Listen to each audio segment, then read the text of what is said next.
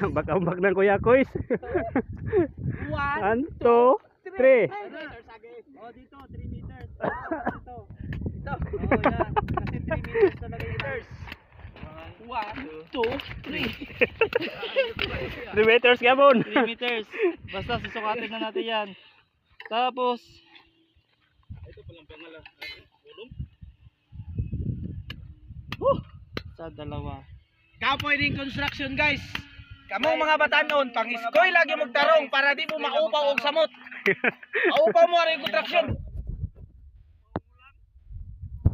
Guys, Saul. Oh, tingnan mo, nag-construction ngayon. Construction na lang.